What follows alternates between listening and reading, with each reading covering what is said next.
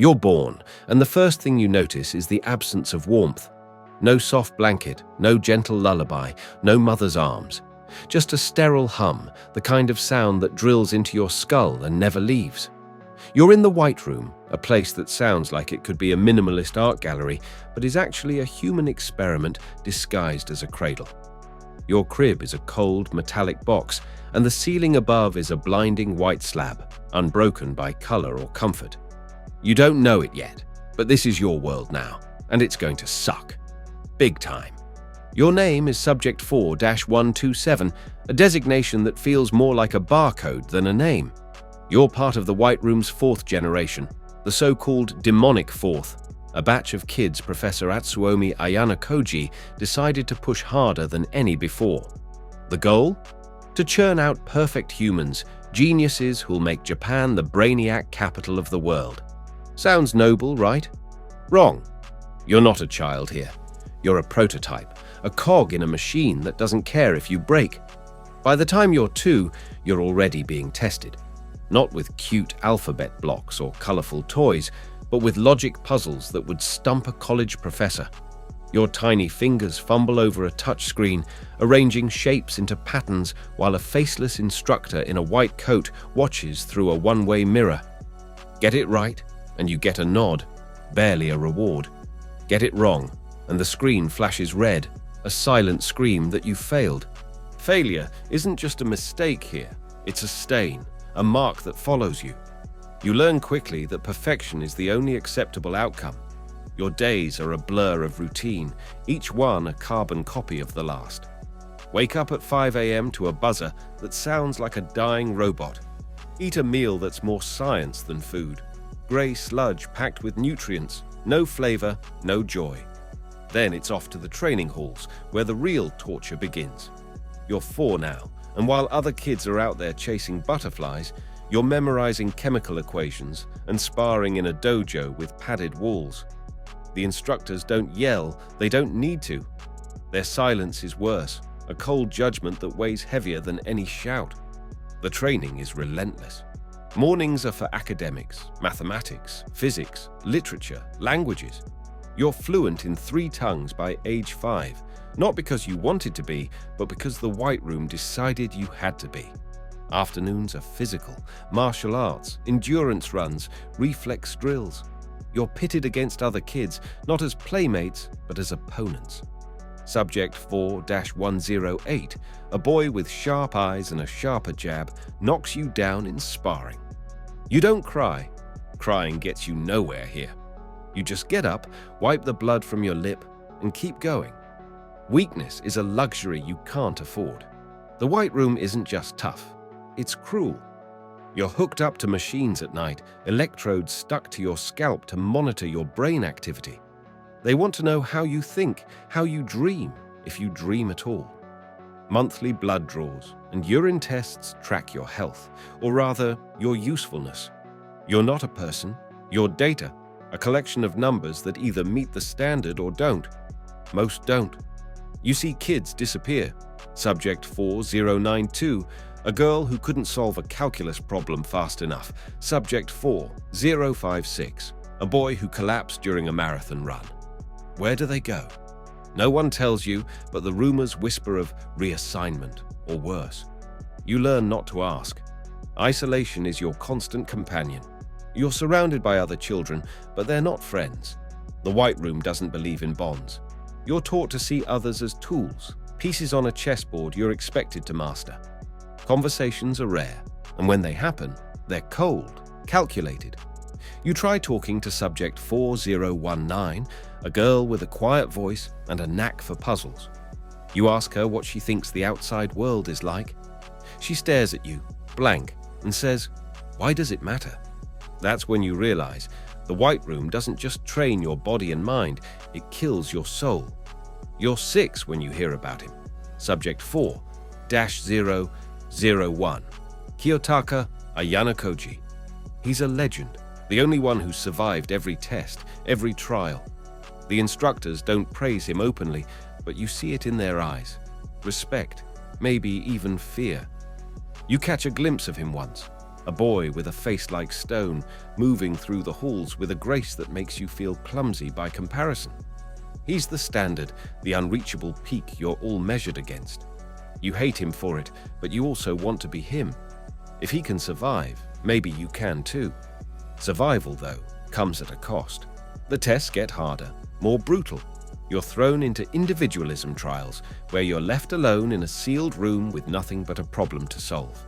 Sometimes it's a puzzle, sometimes it's a physical challenge, like holding your breath for 3 minutes while submerged in ice water. You pass, barely, but others don't. Subject 4-108, the boy who knocked you down, doesn't come back after one of those trials. You don't mourn him. You can't. The White Room has drilled that out of you. But you feel something, a hollow ache you don't have a name for. By 8, you're a machine. You solve differential equations in your head, disarm an opponent in seconds, recite entire books from memory. But you're also breaking, even if you don't know it yet. The nightmares start, white walls closing in, faceless instructors chanting your failures. You wake up gasping, but there's no one to tell. The other kids are just as broken, just as scared, hiding it behind blank faces. The instructors don't care. They're not here to comfort you. They're here to forge you into something unbreakable or discard you if you crack. You hear whispers of the outside world, fragments that slip through the cracks. A place called Advanced Nurturing High School, where White Room survivors are sent to prove their worth.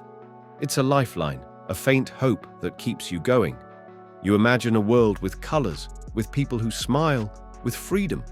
But the White Room makes sure you know, freedom is a privilege, not a right. You have to earn it, and the price is everything you have. At 10, you face the final trial of the 4th generation. It's a gauntlet, a week-long test that combines everything you've learned. You're locked in a simulation room, a maze of challenges that shift without warning. One moment, you're solving a cryptographic code. The next, you're dodging automated drones firing rubber bullets. Your body screams, your mind burns, but you keep going. You have to. Failure means disappearance, and you've seen too many empty beds to believe in second chances. You pass, but it's not a victory. Only a handful of you make it. 6 out of the original 200. The rest are gone. Their designations erased from the system. You're told you're elite, a success, but you feel like a ghost. The White Room has stripped away everything that made you human. You don't know how to laugh, how to love, how to dream. You're a weapon, sharpened to a lethal edge, but a weapon with no purpose beyond serving the White Room's grand design. They send you to Advanced Nurturing High School at 15, a place that's supposed to be your reward. But it's just another battlefield. The colors are overwhelming. Green grass, blue skies, students in red uniforms laughing like it's normal. You don't know how to handle it. You sit alone in the cafeteria, watching others form bonds you can't understand. You're brilliant, top of every class, unbeatable in sports. But you're an alien. A girl named Arisu Sakayanagi calls you a fake genius, her smile sharp enough to cut. She knows you're from the White Room, and she hates you for it. You don't care, or at least you tell yourself you don't. Kyotaka Ayanokoji is there too, a shadow in the background. You see him manipulate classmates, win battles without breaking a sweat. He's everything the White Room wanted, but he's also free in a way you'll never be. You try to emulate him, to be cold, calculating, untouchable. But it's exhausting. You're not Kyotaka. You're just Subject 4-127, a kid who survived hell and has nothing to show for it but scars no one can see. The outside world isn't kind to White Roomers. A data leak exposes the program, and suddenly everyone knows what you are. Classmates whisper, teachers watch you warily. You're the demon of the 4th generation, a title that feels more like a curse. You try to fit in, to be normal, but the White Room's training is too deep. You analyze every conversation, anticipate every betrayal. Friends? You don't have them. You have allies, pawns, enemies. That's how you were raised. Years pass, and you graduate, top of your class but alone. You're recruited by a shadowy organization, one that values your skills but not your humanity. You're 20 now, a prodigy by any measure, but you're empty. The White Room is gone, shut down after the leak, but it's still in your head. You see white walls in your dreams, hear the buzzer in quiet moments. You wonder what it would have been like to be born normal, to have a family, to know joy. But wondering is pointless. The White Room took that from you. You track down subject 4019, the girl you talked to years ago. She's a corporate strategist now, her eyes as blank as ever. You ask her if she's happy. She laughs, a sound like breaking glass, and says, "Happiness is for other people." You nod because you know she's right. The White Room didn't just train you, it rewrote you. You're not human anymore, not really. You're a product, a success by their standards, but a failure by any measure that matters. So here you are, at the end of your story. You're alive, which is more than most White Roomers can say.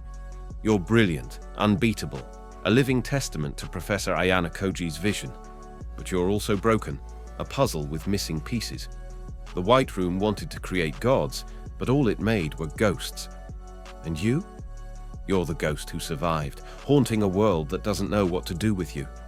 If you could go back, if you could choose, you'd pick any life but this one. Because being born in the White Room, it sucks, and it never stops sucking.